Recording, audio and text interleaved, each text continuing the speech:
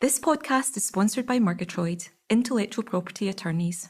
For more information on today's guest and our company, visit murgatroyd.com/podcasts.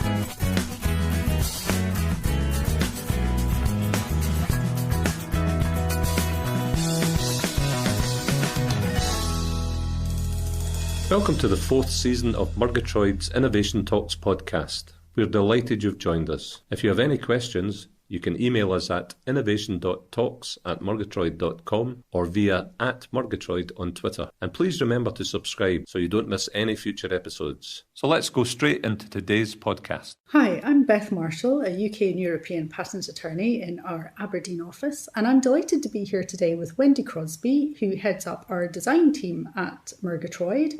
Hi, Wendy. Hi Beth, it's really good to be here today. Fantastic. And today we're going to be talking about maximising protection from design registrations. Is that right? I think that's a very important point that we have to get across to people is what can they do in order to ensure that their design registrations give them as much protection as possible.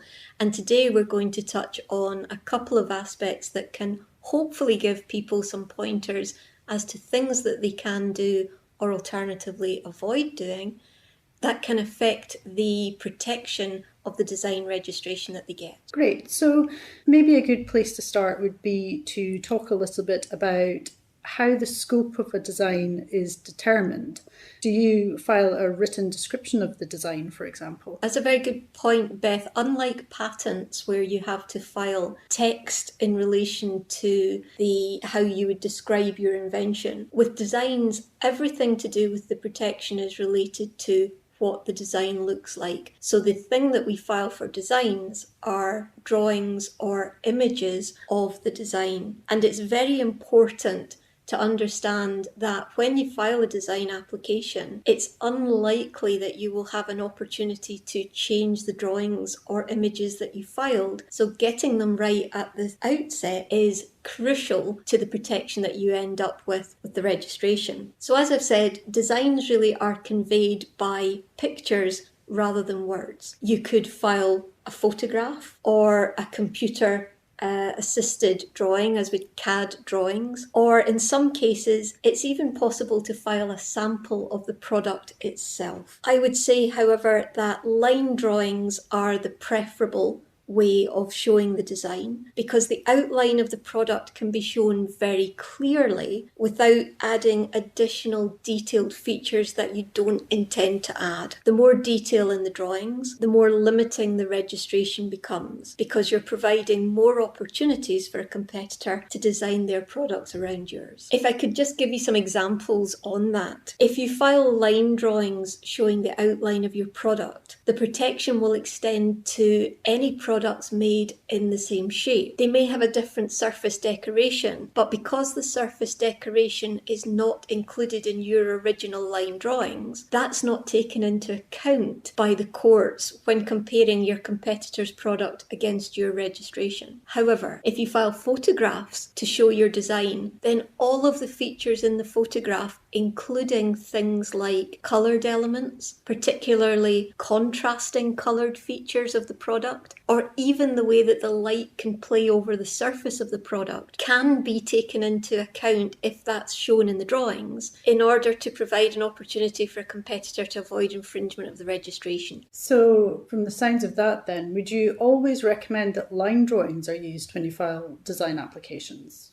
Absolutely. If we can file line drawings, they are always going to be preferable because they give the broadest protection for the design. The other thing that line drawings are very helpful for is that with designs, you can protect a part of the product rather than the entire product. And that's much easier to show in line drawings than it is in photographs. For example, your product might have one version that has wheels and another version that has rollers on the base of the product. By using line drawings, we can show the wheels or rollers in dotted lines, and that indicates that they're not part of the design being protected. If you can imagine with a photograph, it's very hard to select elements in the photograph and blur them out or remove them in order to show that they're not part of the registration. So line drawings in those cases are always going to be preferable. I see, okay. What about when you have different versions of products,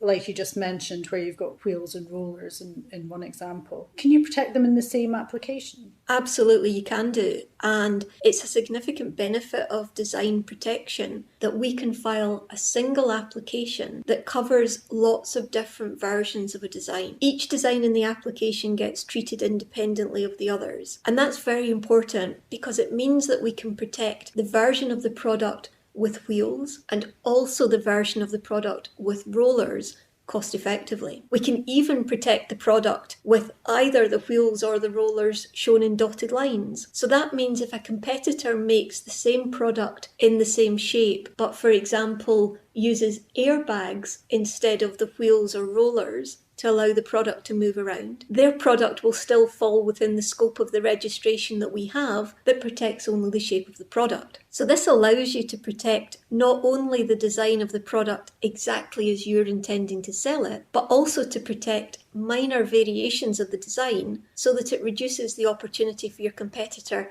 to design around your protection. Can you protect many different versions of the design using the dotted line convention? Absolutely, Beth. And that really is one of the major advantages that we have from multiple design applications. This provides a way for you to build up a very strong wall of protection around your product. You might have a design that focuses only on the outline of the product, for example, the shape of a cup. Then you may have another design in the application that protects only the handle of the cup. So in that case, the cup would be shown in dotted lines and the handle in solid lines. If a competitor makes the same cup that's shown in your registration, but changes the handle, then they wouldn't infringe your registration for the cup. But if you've protected the handle independently, then it doesn't matter what cup or other object they apply that handle to. So you can very quickly build up a portfolio of design registrations that protect your products and prevent a competitor from copying only a single element of that product. And I have many clients who use this type of strategy. For example, a client may design a new camera and file a multiple design application of perhaps 15 to 20 designs, each one showing a different combination of the features related to the shape of the camera. And that means that they're protecting the entire shape of the camera. So if a competitor makes something that is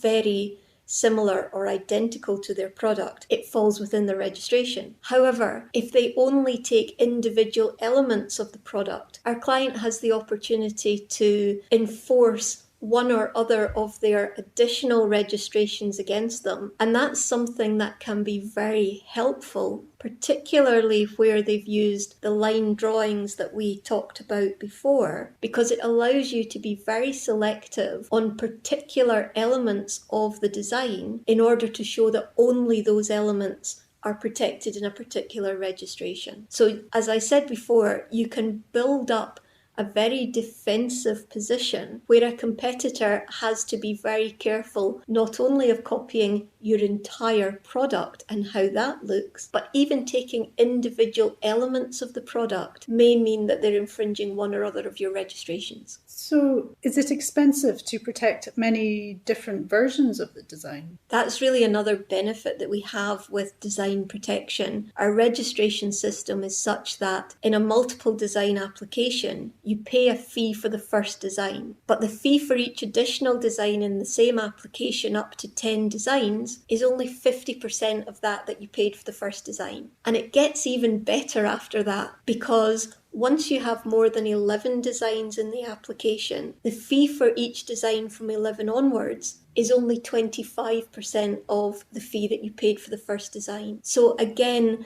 having a strategy where you look at different elements of the design as being important doesn't mean that you're multiplying up the cost of filing the same design application in many different ways. So that's something that can allow clients to build a very secure position when protecting their designs. Well, thank you very much for that, Wendy. I think that has given a really, really good overview of exactly how flexible and efficient design protection and design registration can be. Thank you very much for your time today. Thank you. Again, as I said before, if we can stop people from filing applications with drawings that are not helpful and only use drawings that are helpful, it opens up the position for them to use their designs far more effectively. So hopefully that can stop some of the more simple issues that people come across in designs from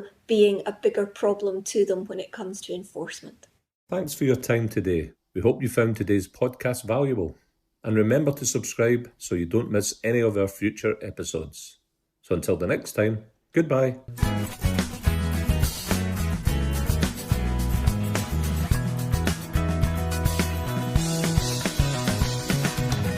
Our business is founded on trust and collaboration. The subjects we choose for our podcasts are topical and informative. We are always looking for suggestions for new topics for discussion, so if there's an area of IP that you're keen to understand better, please drop us a line at innovation.talks@murgatroyd.com.